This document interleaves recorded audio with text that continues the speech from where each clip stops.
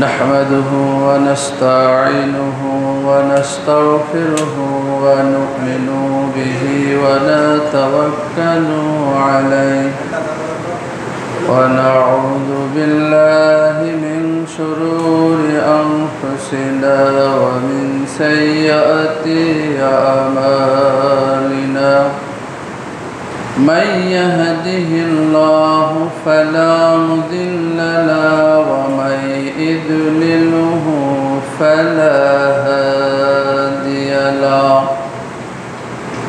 ونشهد أن لا إله إلا الله وحده لا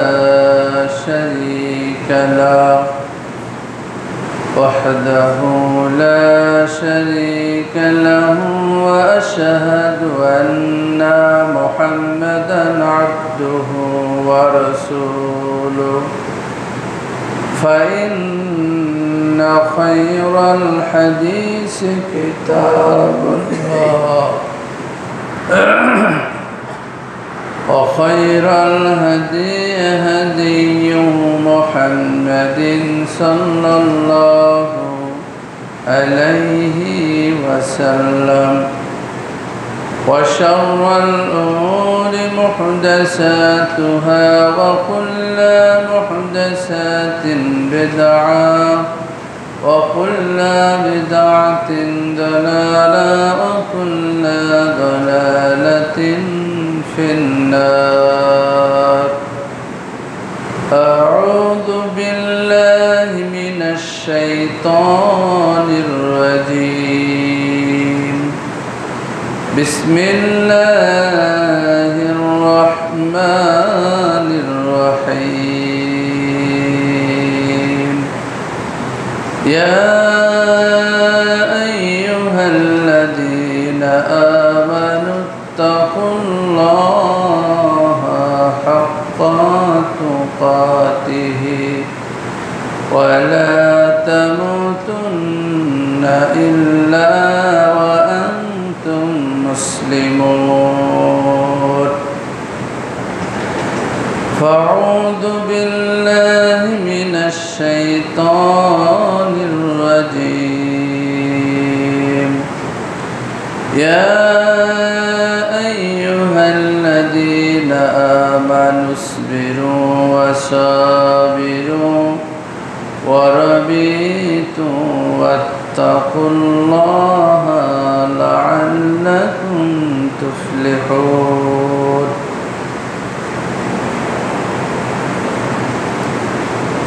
আলহামদুলিল্লাহ যাবতীয় প্রশংসা ও তারিফ আল্লাহ সুবহানাহু ওয়া তাআলার জন্য, যে মহান মাবুদের অপার অনুগ্রহে আমরা এক সপ্তাহ পর আবারও আজকে আল্লাহ পাকের ডাকে সাড়া দিয়ে দুনিয়ার শত ব্যস্ততাকে উপেক্ষা করে আল্লাহ পাকের দাসত্বের জন্য রুকু সেজদা তাসবিহ তাহলিল খুতবা সব কিছু মিলে আল্লাহর দাসত্বের মাধ্যমে আল্লাহর নৈকট্য হাসিল করার জন্য পবিত্র মসজিদে আমরা সমবেত হতে পেরেছি। এই জন্য মহান মাবুদের দরবারে অন্তরের অন্তঃস্থল থেকে কৃতজ্ঞতা জ্ঞাপন করি, শুকরিয়া আদায় করি। আলহামদুলিল্লাহ।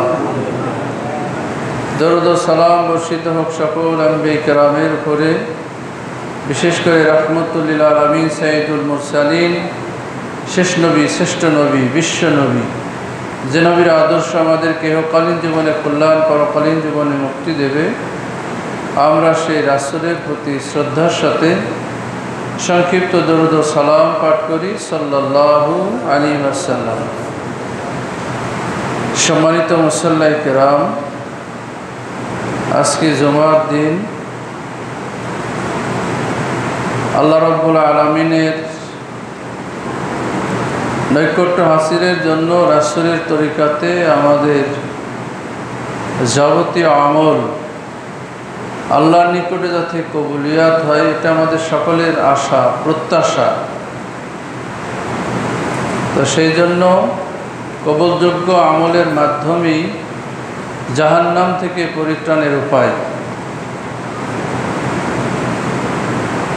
আমরা যে কোনো কাজ করার পূর্বে সেই কাজটির যাতে ফলাফল আসে ভালো, এটা আমরা সবাই আশা করি। যে একটা পরিশ্রম করব তার একটা ভালো ফলাফল চাই।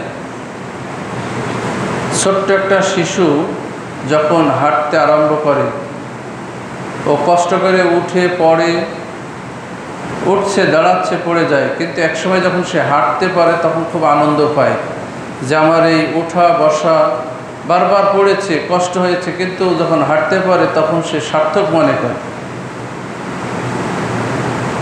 এমনি করে প্রত্যেকটা ক্ষেত্রে একজন ছাত্র যখন লেখাপড়া করে, একসময় যখন ভালো ফলাফল আসে তখন সে সার্থক মনে করে। আল্লাহ পাক আমাকে আপনাকে পৃথিবীতে পাঠিয়েছেন, আল্লাহর দাবি আমরা সবাই জানি যে আল্লাহর যেটা আমাদের কাছে পাওনা সেটা হচ্ছে আমা খালাকতুল জিন্না ওয়াল ইনসা ইল্লা লিয়াবুদুন। আল্লাহ পাক জিন এবং ইনসান এই দুইটা জাতিকে, এই দুইটা প্রাণীকে আল্লাহ পাক তার দাসত্বের জন্য সৃষ্টি করেছেন, তার ইবাদত করার জন্য, তার গোলামি করার জন্য। তা আমরা যে কাজটা করব, যে আমলটা করব, এই আমল যদি কবুল হয়ে থাকে আল্লাহর দরবারে, কারণ কবুলযোগ্য আমলই আমাদেরকে একমাত্র জাহান্নাম থেকে পরিত্রাণ দেবে। এজন্য আমরা সকাল সন্ধ্যা একটি দোয়া পাঠ করি। সকালবেলাতে উঠেই আমরা আল্লাহর কাছে প্রার্থনা জানাই। দোয়াটির অত্যন্ত তাৎপর্য। আলহামদুলিল্লাহ আমাদের সকল মসজিদে এখন বাদ ফজর কোরআন থেকে কিছু তেলাওয়াত, তার বঙ্গানুবাদ বা অন্য যে বইপত্র আছে, সিরাতুর রাসূল, সালাতুর রাসূল, সহিহ কিতাবুদ দোয়া, নবীদের কাহিনী, এই সমস্ত বই থেকে পড়ে মুসল্লিরা অনেক এলেম অর্জন করার সুযোগ পেয়েছে। সাথে সকাল সন্ধ্যার দোয়া পাঠ করে করে শুনে শুনে শিখে ফেলেছে।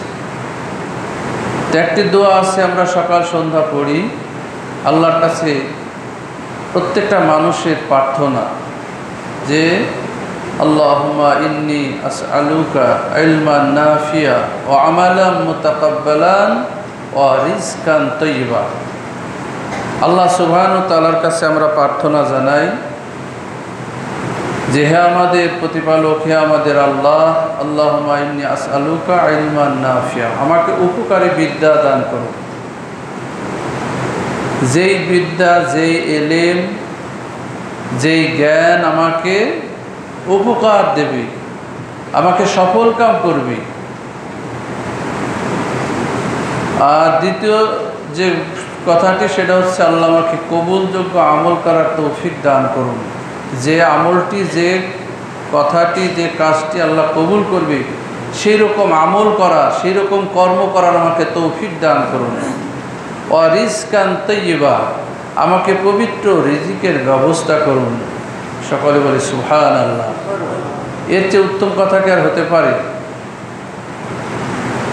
আমরা যেই এলেম অর্জন করব, যে লেখাপড়া শিখব, যে বিদ্যা অর্জন করব, এটা যদি আমার পরিবারের, আমার সমাজের, আমার রাষ্ট্রের উপকার না হয়, এই এলেম অর্জন করে, এই শিক্ষায় শিক্ষিত হয়ে আমাদের কোনো লাভ হবে না। এজন্য আল্লাহর কাছে ফরিয়াদ করা যে আল্লাহ আমাকে আপনি উপকারী বিদ্যা দান করুন, কবুলযোগ্য আমল করার তৌফিক দান করুন। আমি যে সালাত আদায় করছি, সিয়াম পালন করছি, দান সাদকা করছি, দাওয়াত ও তাবলীগের কাজ করছি, যুদ্ধ জিহাদ করছি, মসজিদ মাদ্রাসা যত নেক কাজ করছি, যত সৎ কাজ করছি, এই কাজটি যেন আল্লাহ তোমার কাছে কবুল হয়। কারণ আল্লাহর কাছে যদি কবুল না হয় তাহলে আমাদের কষ্টের কি দরকার আছে? আমরা যদি কেউ সালাত আদায় করি, গরমের সময় একরকম রূপ, শীতের সময় আর এক রকম রূপ। ঠান্ডা পানিতে ওযু করা খুব কষ্ট, ফজরে ওঠা, লেপ থেকে বের হওয়া খুব কষ্ট, গরমে মসজিদে ঢুকলে হঠাৎ করে কারেন্ট চলে গেল, এমনও মানুষ আছে গরমে ছটফট করে, কিন্তু আল্লাহর দাসত্বের কারণে, আল্লাহর নৈকট্য হাসিল করার জন্য, আল্লাহর কাছে যে ইবাদতটি করছে সেই ইবাদতটি আল্লাহর কাছে কবুল হওয়ানোর জন্য সর্বোচ্চভাবে তার সেই ত্যাগ, এই যে সালাতের ব্যাপারে এরকম কষ্ট করেও মানুষ ইবাদত করছে, যদি ওটা কবুল না হয় তাহলে আমাদের কোনো সার্থকতা নাই।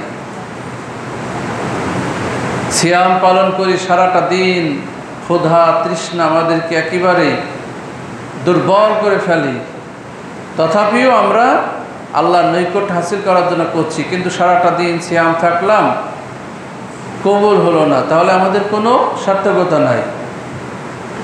এমনিভাবে যত নেক কাজ করব, সৎ কাজ করব, ভালো কাজ করব, সেই আমলটা, সেই কর্মটা যাতে আল্লাহ কবুল করে এই জন্য প্রার্থনা করা।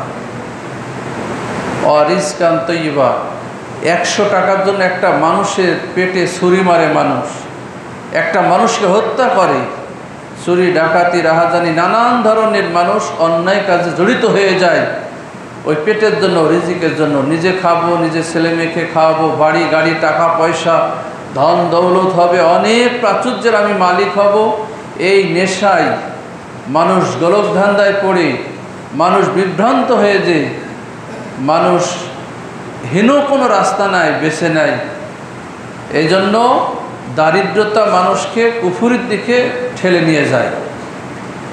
সকালবেলাতে যখন আল্লাহর কাছে বলছি, আল্লাহ আমাদেরকে রিজকান তৈয়্যিবা, পবিত্র রিজিকের ব্যবস্থা করো। কারণ একটা জুতার ফিতা যদি ছিঁড়ে যায় বা নষ্ট হয়ে যায়, ওই জুতার ফিতাও চাইতে হবে আল্লাহ তাআলার কাছে। কোনো অবস্থায় কেউ আমাদের অভাব মেটাইতে পারবে না, কেউ আমাদের বিপদ তরাইতে পারবে না, কেউ আমাদেরকে হেফাজত করতে পারবে না, কেউ আমাদের সম্মানিত করতে পারবে না আমার আল্লাহ তাআলা ব্যতীত। এই জন্য সর্বাগ্যে সর্ব অবস্থায় আল্লাহ সুবহানাহু ওয়া তাআলার কাছে প্রার্থনা করা, চাওয়া। সেই চাওয়ার জন্য উত্তম একটি সময় এই মসজিদে এসে সালাতের রুকু সেজদাতে বা পরবর্তী সময়তে আল্লাহ সুবহানাহু ওয়া তাআলার কাছে প্রার্থনা করা। এই জন্য ফজরের সালাতের পরেই আমরা আল্লাহ সুবহানাহু ওয়া তাআলার কাছে প্রার্থনা জানালাম যে আল্লাহুম্মা ইন্নী আসআলুকা ইলমান নাফিয়া ওয়া আমালান মুতাকাব্বালান ওয়া রিজকান তাইয়্যিবা। হায় আল্লাহ তাআলা, আমাদেরকে উপকারী বিদ্যা দান করুন, কবুলযোগ্য আমল করার তৌফিক দান করুন, আর পবিত্র রিজিকের ব্যবস্থা করুন। আমরা যে আমলগুলি করি, এই আমল কবুল হওয়ার জন্য শর্ত হচ্ছে 3টা। আল্লাহ সুবহানাহু ওয়া তাআলার নবী, প্রিয় নবী মুহাম্মদ রাসূলুল্লাহ সাল্লাল্লাহু আলাইহি সাল্লাম একটি আয়াতে আমাদেরকে বিশেষভাবে আল্লাহ পাক নসিহত করে বলছেন, ইয়া আইয়ুহাল্লাযীনা আমানু আতিউল্লাহা ওয়া আতিউর রাসূলা ওয়া লা তুবতিলু আমালাকুম। আল্লাহ রাব্বুল আলামিনের উপরে যারা পূর্ণাঙ্গভাবে একানিষ্ঠভাবে যারা ঈমান এনেছে, বিশ্বাস করেছে, আল্লাহ তাআলা বলেন, ও আমার ঈমানদার বান্দা বান্দিরা, আল্লাহ পাক অত্যন্ত যত্ন সহকারে বান্দার যাতে বোধগম্য হয়, আল্লাহ সেই ভাষায় বলছে, হে ঈমানদার গণেরা। আল্লাহ এখানে বলেনি কে ধনী, কে গরিব, কে দরিদ্র, কে শিক্ষিত, কে অশিক্ষিত, কোন নারী পুরুষ, বরং যারা আল্লাহ সুবহানাহু ওয়া তাআলাকে রব হিসাবে বিশ্বাস করেছেন, সেই রবের পক্ষ থেকে আহ্বান যে হে ঈমানদারগণেরা, তোমরা আমার আনুগত্য করো আর আমার রসুলের অনুসরণ করো। ওয়ালা তুবতিলু আমালাকুম, তোমাদের আমলগুলি যেন বিফলে না যায়, তোমাদের আমলগুলি যাতে আল্লাহর দরবারে গৃহীত হয়, কবুল হয়। এই জন্য আল্লাহ পাক 2টা শর্ত দিয়ে দিলেন। আনুগত্য শুধুমাত্র আল্লাহ সুবহানাহু ওয়া তাআলার হবে, আর অনুসরণ করার জন্য শুধু প্রিয় নবী মুহাম্মদ রাসূলুল্লাহ সাল্লাল্লাহু আলাইহি সাল্লামের হতে হবে। এর বাইরে কোনো চিন্তা ফিকির চলবে না। আল্লাহর এই বক্তব্যের পরে, আল্লাহর এই আহ্বানের পরে, আল্লাহর এই উদাত্ত আহ্বানকে আমরা প্রত্যাখ্যান করে, ভায়োলেট করে যদি নিজের কল্পিত কোনো যুক্তি, তর্ক, ফতোয়াবাজি করি, তাহলে আল্লাহ পাক আমাদের উপরে নারাজ হয়ে যায়, আল্লাহ আমাদের উপরে রাগান্বিত হবে, আল্লাহ আমাদের উপরে অভিশাপ করবে, আল্লাহ আমাদের উপরে ধ্বংস নাজিল করবে। এই জন্য যুগে যুগে যারা আল্লাহর সাথে গাদ্দারি করেছে আল্লাহ তাদেরকে দুনিয়াতে ধ্বংস করে দিয়েছে। এমনকি উম্মতি মুহাম্মদের উপরে আল্লাহ সুবহানাহু ওয়া তাআলার বিশেষ অনুগ্রহ আছে। প্রিয় নবী মুহাম্মদ রাসূলুল্লাহ সাল্লাল্লাহু আলাইহি ওয়াসাল্লামের দোয়ার বরকতে যে আল্লাহ দুনিয়াতে আমার উম্মতকে তুমি বেইজ্জতি করো না, দুনিয়াতে তাদেরকে অপমানিত করো না। এই জন্য আমরা পশুত্বের মতো কাজ করেও মানুষ রূপে সমাজে মান সম্মানের সহিত বেঁচে আছি, কিন্তু এমনও অপকর্ম করি পশু লজ্জা পাবে। চার পাওয়ালা জন্তু কুকুর এবং শূকর সবচেয়ে বেশি অভিশপ্ত প্রাণী হিসাবে ঘোষণা হয়েছে, কিন্তু কেন সৃষ্টি করেছে আল্লাহু আলাম, এ ব্যাপারে আমার আল্লাহ ভালো জানেন। এর মধ্যে কি কল্যাণ আছে সেটা আল্লাহ ভালো জানেন। এই নাপাক অপবিত্র পশুর চেয়েও আমরা হীন কাজ করে বসি, তারপরে আল্লাহ আমাদের মান সম্মানের সহিত দুনিয়াতে মানুষ হিসাবে আল্লাহ আমাদের আকার আকৃতি আল্লাহ আমাদেরকে হেফাজত করে। কিন্তু ভুলে গেলে চলবে না যে যুগে যুগে বনী ইসরায়েলের অসংখ্য কওমকে আল্লাহ দুনিয়াতে লাঞ্ছনা গঞ্চনা এবং অভিশপ্ত দিয়ে ধ্বংস করে দিয়েছে। আমরা দুনিয়াতে এভাবে বেঁচে গেলেও পরলৌকিক জীবনে ধরা খেয়ে যাব। এই জন্য আল্লাহ সুবহানাহু ওয়া তাআলা আমাদেরকে যে বলে দিলেন, আহ্বান করলেন, সেই কথার দিকে যেন আমরা এগিয়ে যাই, যে আল্লাহর আনুগত্য করব আর নবী মুহাম্মদ রাসূলুল্লাহ সাল্লাল্লাহু আলাইহি ওয়াসাল্লামের অনুসরণ করব। নইলে আমাদের যাবতীয় নেক আমল বিফলে চলে যাবে। এটাই আল্লাহ পাক আমাদেরকে নসিহত করলেন। প্রিয় নবী মুহাম্মদ রাসূলুল্লাহ সাল্লাল্লাহু আলাইহি ওয়াসাল্লামের আহ্বান উম্মতের জন্য, যদি আমরা আল্লাহর কাছে ইবাদত কবুল করাতে চাই, গৃহীত করাতে চাই, তাহলে বললাম তিনটা শর্ত। এক নম্বর হচ্ছে আকীদায়ে সহিহা, তরিকায়ে নবী মুহাম্মদ রাসূলুল্লাহ সাল্লাল্লাহু আলাইহি ওয়াসাল্লাম, এবং সর্বশেষ হচ্ছে ইখলাস লিল্লাহ। সম্মানিত উপস্থিতি, আল্লাহ সুবহানাহু ওয়া তাআলা নবী মুহাম্মদ রাসূলুল্লাহ সাল্লাল্লাহু আলাইহি ওয়াসাল্লামকে আল্লাহ পাক প্রেরণ করেছেন দুনিয়াবাসীর জন্য রহমত স্বরূপ। আল্লাহ নবীকে প্রেরণ করেছেন দুনিয়াবাসীর জন্য উত্তম আদর্শ দিয়ে, উত্তম চরিত্র দিয়ে দুনিয়াতে প্রেরণ করেছেন। তার অনুসরণ অনুকরণের মাধ্যমে মানুষ শ্রেষ্ঠত্ব লাভ করবে। আল্লাহর নবীকে দুনিয়ার বুকে প্রেরণ করেছেন দুনিয়াবাসীকে জাহান্নাম থেকে জান্নাতের পথে প্রবেশ করানোর জন্য, দীক্ষিত করার জন্য। সেই নবীর বক্তব্যকে আমরা ভাইলাইট করে, সেই নবীর বক্তব্যকে বাদ দিয়ে আমাদের কোনো যুক্তি তর্ক ফতোয়া আল্লাহ পাক কি করবেন না, কবুল করবেন না। যা হোক, রসুল বলছেন যে এক নম্বর আকীদায়ে সহিহা যে বিষয়টা, আকীদা যার যেমন, বিশ্বাস যার যেমন, তার কর্ম কিন্তু তেমনই হবে।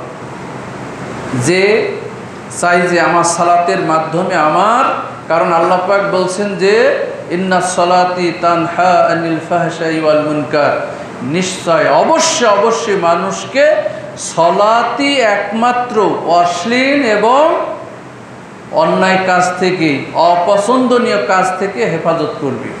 এই বিশ্বাস যার মধ্যে আছে, তার সালাত কি কাজা হওয়া সম্ভব?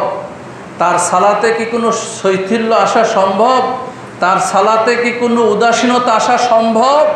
ও মনে করে এই সালাতই আমার সার্বিক জীবনে কল্যাণ বয়ে নিয়ে আসবে।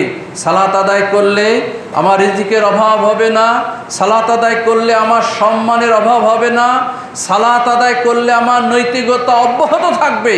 এটা মনে করলে সে কখনো সালাত থেকে বিমুখ হবে না, সালাত থেকে উদাসীনতা অর্জন করবে না, সালাতকে সে ভুলে যাবে না।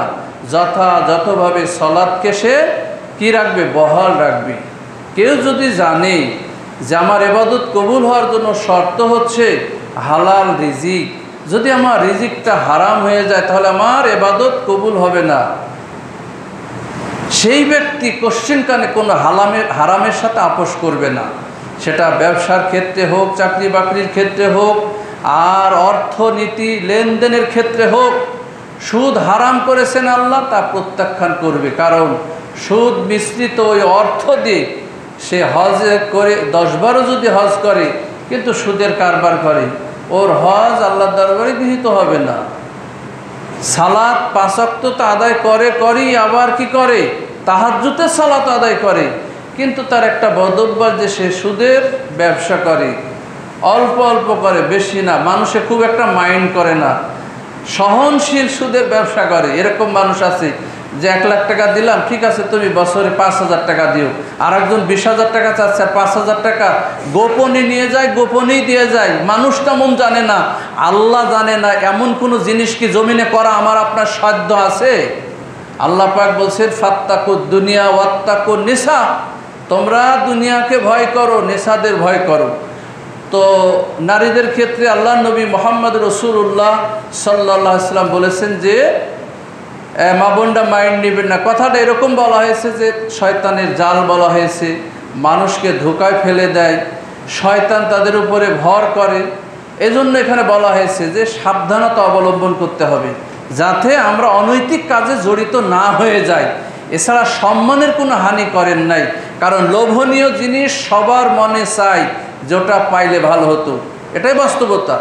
এজন্য এখানে সতর্ক করা হয়েছে, সাবধান করা হয়েছে, নারীদের কোনো সম্মানের হানি করা হয়নি। দ্বিতীয় বিষয় হচ্ছে দুনিয়াকে ভয় করো। রাজশাহী থেকে যদি আমরা খুলনার সুন্দরবনে চলে যাই, বিশাল জঙ্গল, ওই জঙ্গলের মধ্যে যেই যদি একটা অন্যায় করি, সেটাও দেখবে কি আল্লাহ। আর সাক্ষী হিসাবে ওই সুন্দরবনের গাছপালা সবাই সাক্ষী হয়ে যাবে। চলে গেলাম কক্সবাজারে, সমুদ্র সৈকতে যে মানুষ অন্যায় অনৈতিক কাজ জড়িত হয়, কেউ তো দেখছে না, কিন্তু আল্লাহর চোখে কি ফাঁকি দেওয়া যাবে? আল্লাহ দেখবে, দুনিয়ার যে সমস্ত উপকরণ আছে সেগুলো সাক্ষী হয়ে যাবে। যদি আফ্রিকায় চলে যায়, আমেরিকায় চলে যায়, আমার দেশের লোক, আমার বংশের লোক, আমার জাত ভাই কেউ জানবে না, কিন্তু আল্লাহ তাআলা জানবে। এই জন্য বলা হচ্ছে তোমরা কি করো, দুনিয়াকে ভয় করো। সম্মানিত উপস্থিতি, এই জন্য আমি আপনি যখন যে কাজ করব আমাদের বিশ্বাসের উপরে নির্ভর করে। ওই যে হালাল রিজিকের জন্য আমি বলছিলাম যে হালাল রিজিক ছাড়া ইবাদত কবুল হবে না। যদি কেউ জানে, কোনোদিন সে হারামের সাথে আপোষ করবে না। তো যাই হোক, সংক্ষিপ্তভাবে যেটা কথা সেটা হচ্ছে ইবাদত কবুল হওয়ার জন্য এটা একটা শর্ত এসেছে। আমাদের আকীদা বিশ্বাসটার উপরে নির্ভর করে তার আমল। একটা লাইট লাগানো হয়, যে লাইট যদি সারাদিন থাকে, সুইচ না মারলে কি ফোকাস আসে না, আলো হয় না। একটা মুমিনের অন্তরের মধ্যে একটা মনুষ্যত্ব আছে, আকীদা বিশ্বাস। যার যেমন বিশ্বাস তার আমল ঠিক সেরকম প্রতিপালিত হবে। যার অন্তরের মধ্যে কোনো কি নাই, বক্রতা নাই, তার কথাবার্তা আমল আকীদা সব সরলভাবে সহজভাবে তার আমল আকীদা তার কার্যক্রম দুনিয়াতে প্রতিফলিত হবে। আর যদি ভিতরে গলদ থাকে তাহলে ঘুরে পেঁচে সে বক্রপথে নিজেও থাকবে, মানুষদেরকে চালাবে। এজন্য আমাদের আকীদা হতে হবে সঠিক বিশ্বাস, আল্লাহ সম্পর্কে, রসুল সম্পর্কে, পরকাল সম্পর্কে, আমাদের দুনিয়াবী জীবনে, রাজনীতি, অর্থনীতি, সমাজনীতি সব কিছুর ক্ষেত্রে যেইভাবে বিশ্বাস থাকার দরকার সেইভাবে আমাদের আকীদাকে লালন পালন করতে হবে। তাহলে আল্লাহর দরবারে আমাদের ইবাদত কি হবে, গৃহীত হবে। 2 নম্বর হচ্ছে আমাদের তরিকা হতে হবে নবী মুহাম্মদ রাসূলুল্লাহ সাল্লাল্লাহু আলাইহি সাল্লামের দেখানো তরিকা। যদি এর বাইরে আমরা চলে যাই তাহলে আমরা ক্ষতিগ্রস্ত হয়ে যাব, আমাদের ইবাদত কবুল হবে না আল্লাহর দরবারে। সালাত আদায় করেও সালাত কবুল হবে না, কুরবানি দিয়েও কুরবানি কবুল হবে না, দান সদকা করেও দান সদকা কবুল হবে না, হজ পালন করেও হজ কবুল হবে না, জিকির আজকার করেও জিকির আজকার কবুল হবে না যদি রসুলের তরিকার বাইরে আমরা যাই। 3 নম্বর হচ্ছে সমস্ত আমল যদি আমরা লোক দেখানো আমল করি আল্লাহ কবুল করবে না। একদম সেরেফ আল্লাহর নৈকট্য হাসিল করার জন্য ইখলাসের সহিত একানিষ্ঠভাবে যে কোনো উপায়ে আল্লাহকে রাজি খুশি করার জন্য যদি আমরা আমল করি তাহলে আল্লাহ কবুল করবে। তাহলে কবুলযোগ্য আমলের মাধ্যমে যে আমরা পরকালে নাজাত পাবো, এর নমুনা আমরা রাসূলের কাছ থেকে আরও একটি বিষয় জানতে পারি। আল্লাহ রাব্বুল আলামিনের নবী মুহাম্মদ রাসূলুল্লাহ সাল্লাল্লাহু আলাইহি সাল্লাম তিনটা শব্দ শিখিয়ে দিয়েছেন, যদি সেটা চূড়ান্তভাবে সাক্ষ্য প্রদান করে তার ভিত্তিতে জীবন যাপন করতে পারি, আল্লাহ পাকের কাছে যা চাবো আল্লাহ তাই দেবে। আমরা সবাই তো জান্নাত চাই নাকি?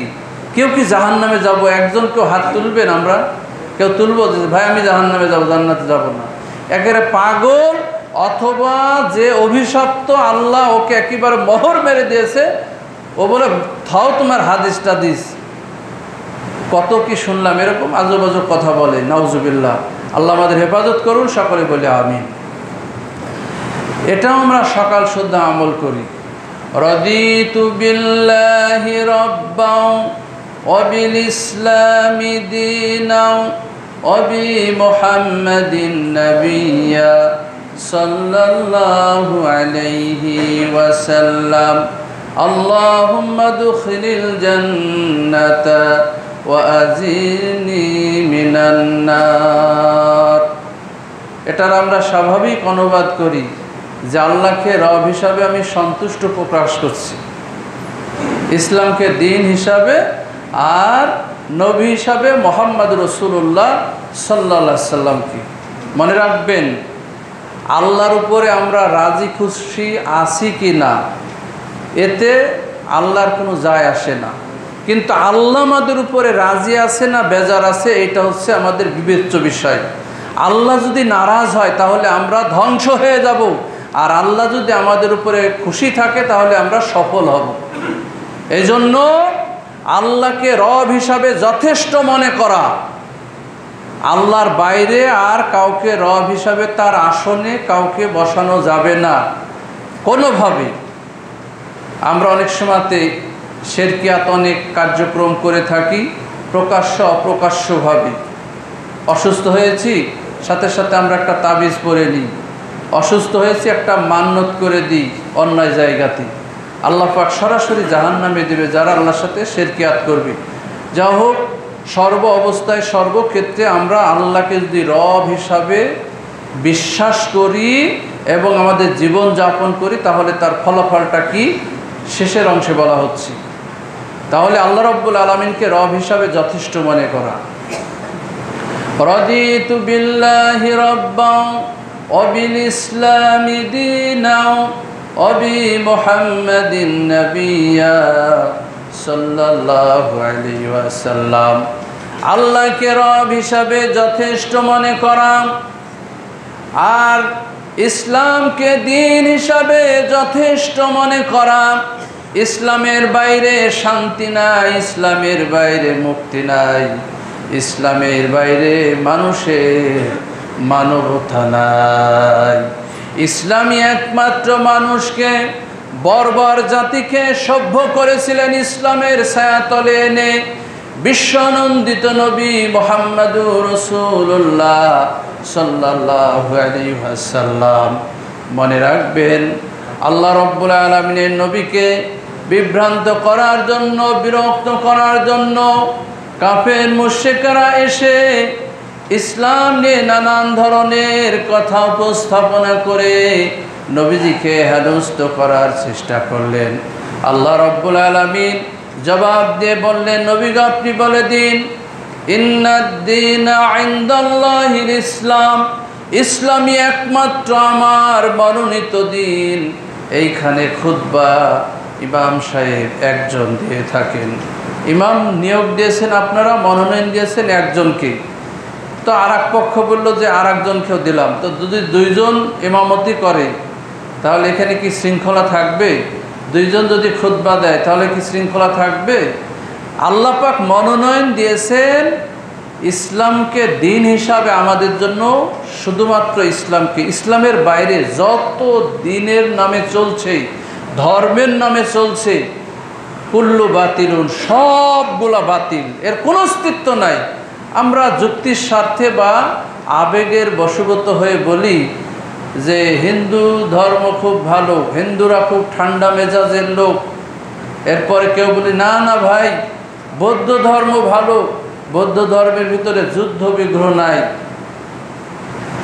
কেউ বলে যে না ভাই খ্রিস্টান ধর্ম ভালো, ওদের মধ্যে মানবতা আছে, ওদের মধ্যে শালীনতা আছে, এরকম নানান জনা নানান প্রশংসা করেন।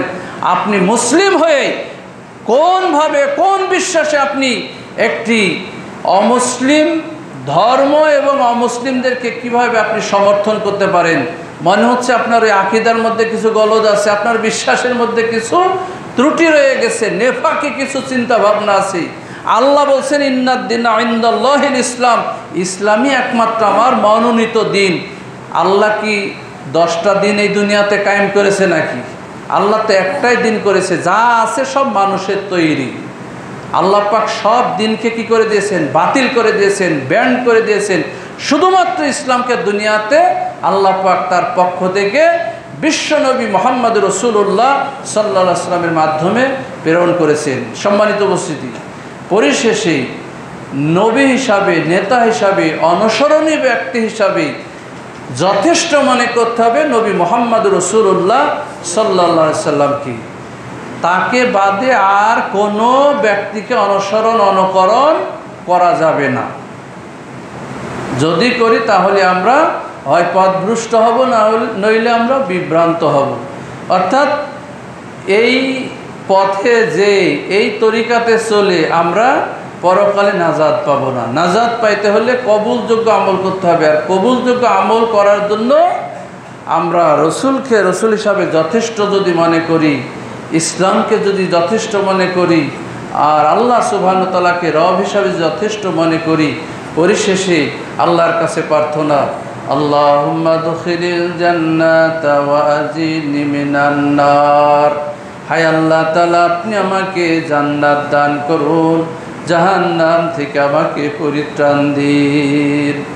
আল্লাহ রাব্বুল আলামিনের প্রাণপ্রিয় নবী, বিশ্ব নবী মুহাম্মদ রাসূলুল্লাহ সাল্লাল্লাহু আলাইহি ওয়াসাল্লাম বলেন, ছোট্ট শিশুকে যেমন হাত প্রসারিত করে মানুষ আদর সোহাগ করে ডেকে ডেকে তার কোলে তুলে নেয়, আল্লাহ সুবহানাহু ওয়া তাআলার জাহান্নাম 2 হাত দিয়ে বলবে, সরে যাও বান্দা, আমার কোনো ক্ষমতা নাই, আমার কোনো শক্তি নাই, আমার কোনো পাওয়ার নাই, আমার সমস্ত পাওয়ার, সমস্ত ক্ষমতা আমার আল্লাহ সিজ করে নিয়েছে, আমার কোনো ক্ষমতা নাই, তুমি সরে যাও।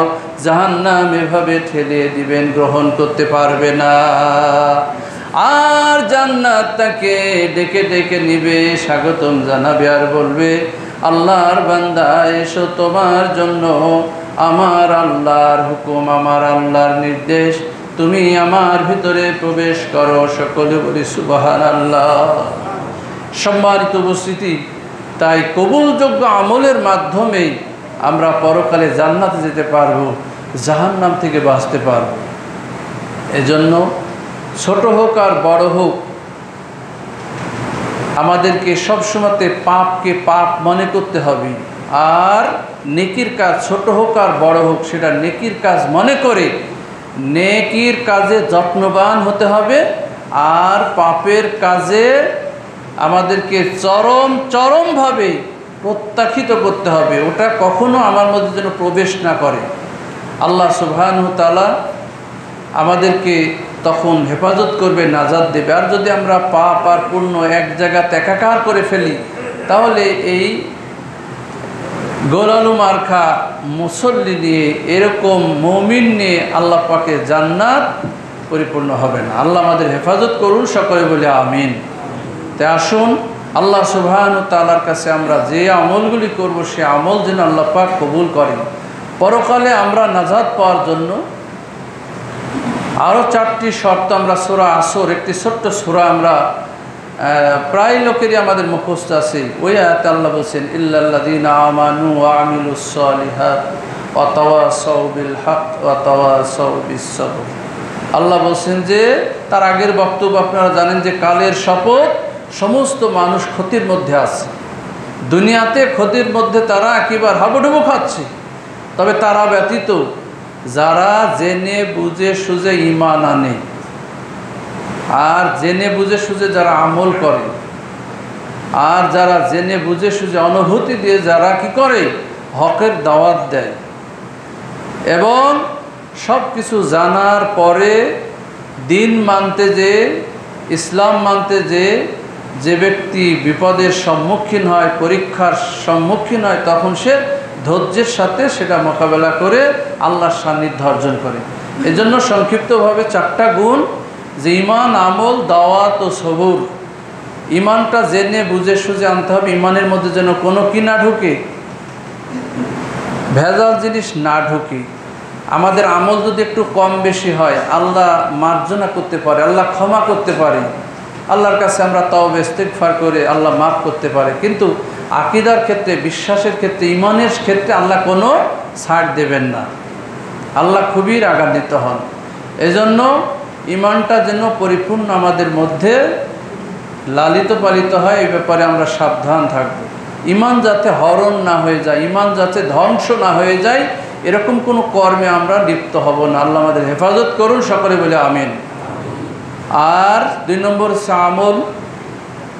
এই যে আমরা বিশ্বাস করি বলে এখন মসজিদে এসেছি, আর এক শ্রেণীর মানুষ বিশ্বাস করেনি বলে বাজার ঘাট খেল তামাশা নিয়ে বাইরে ঘোরাঘুরি করছে। আমরা ঠিক মসজিদে চলে এসেছি, আল্লাহ আমাদেরকে বিশেষ অনুগ্রহ করেছেন, এই জন্য আল্লাহ শুকরিয়া আদায় করি, আলহামদুলিল্লাহ।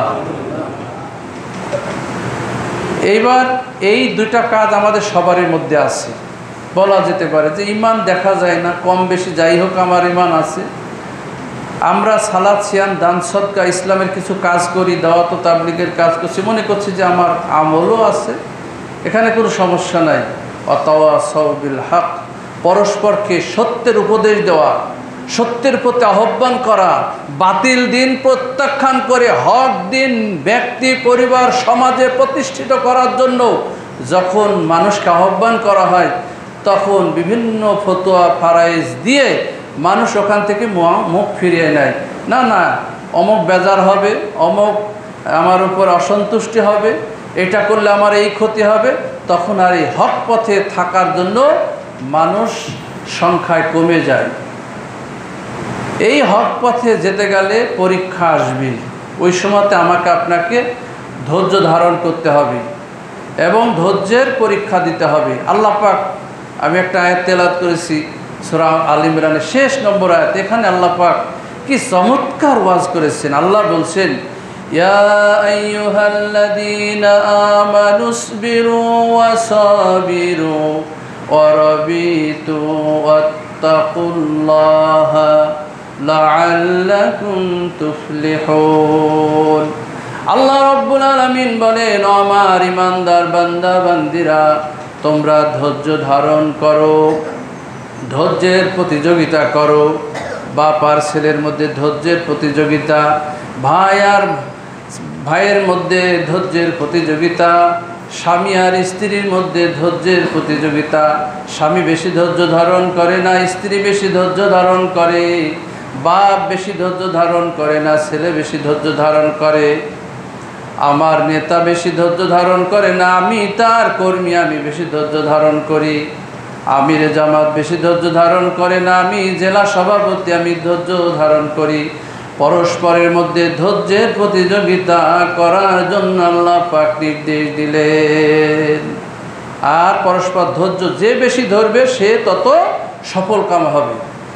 এরপর আল্লাহ বলছেন, অরবিতু, তোমরা পরস্পর পাহারাদার হও, অর্থাৎ নিজেকে হকের উপরে টিকিয়ে রাখতে হবে আর নিজের পরিবারকে টিকিয়ে রাখতে হবে।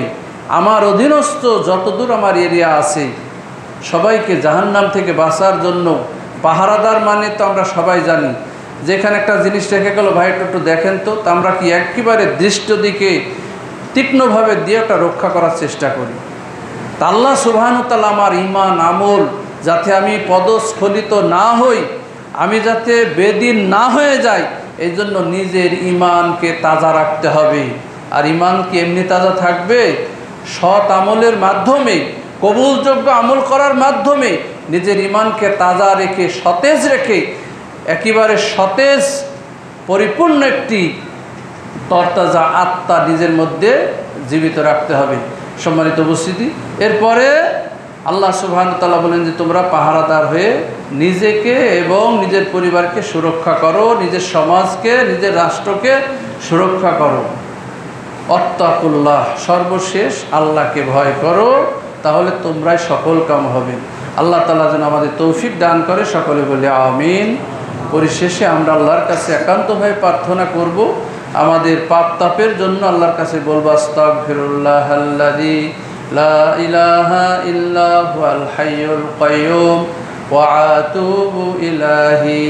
আমাদের যাবতীয় পাপ থেকে মাপ পাওয়ার জন্য আল্লাহর কাছে তওবা ইস্তেগফার করে আমরা বেঁকে আসব, আর আল্লাহর কাছে বলবো রব্বানা ইন্নানা আমান্না ফাগফির লানা যুনুবানা ওয়া কিনা আযাবান নার।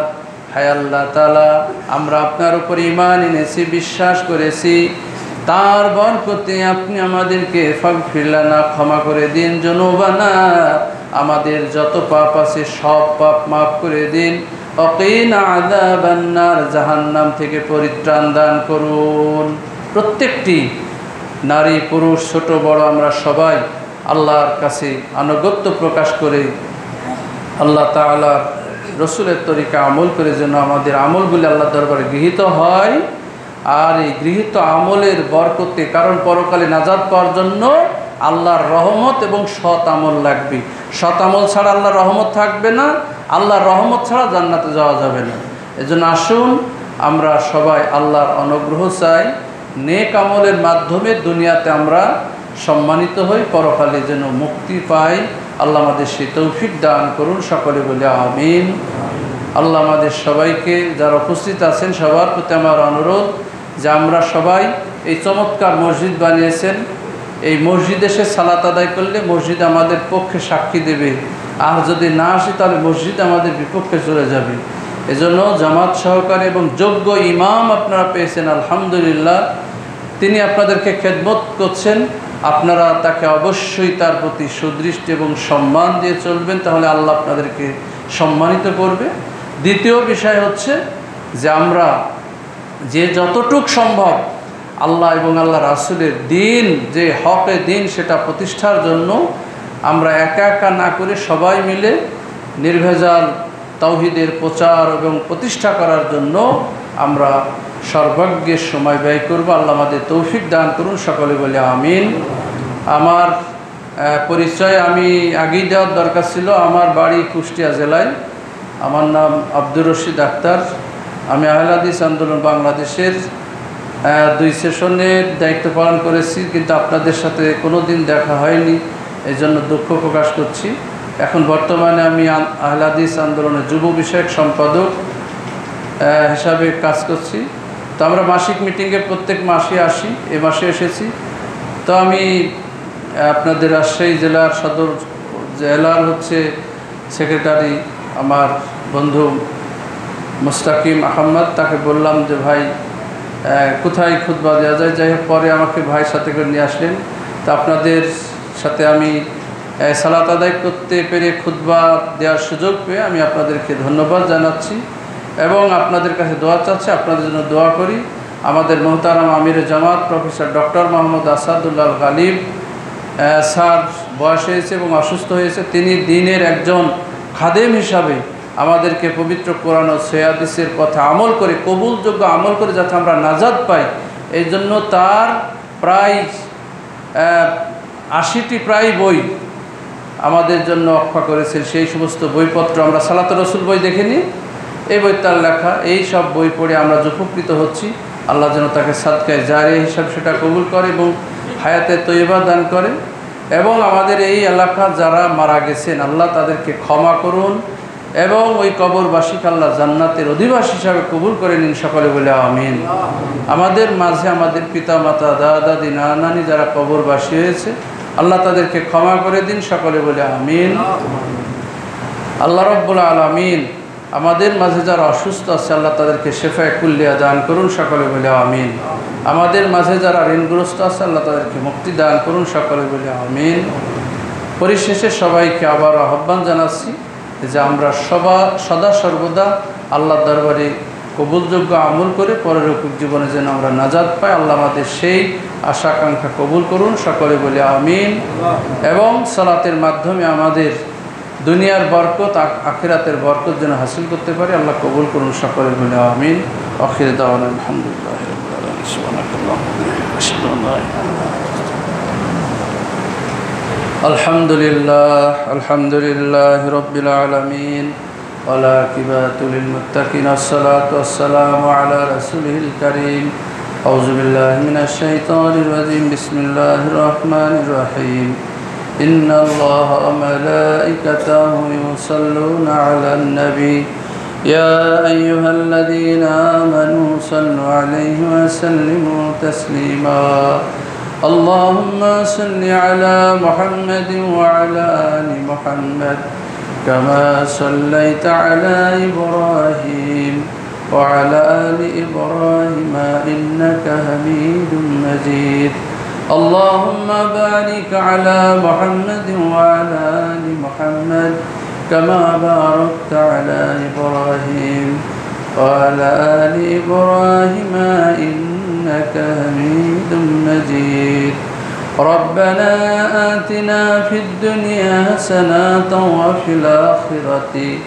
حسنة وقنا عذاب النار وصلى الله على خير خلقه وأصحابه أجمعين برحمتك يا أرحم الراحمين سبحانك اللهم وبحمدك أشهد أن لا إله إلا أنت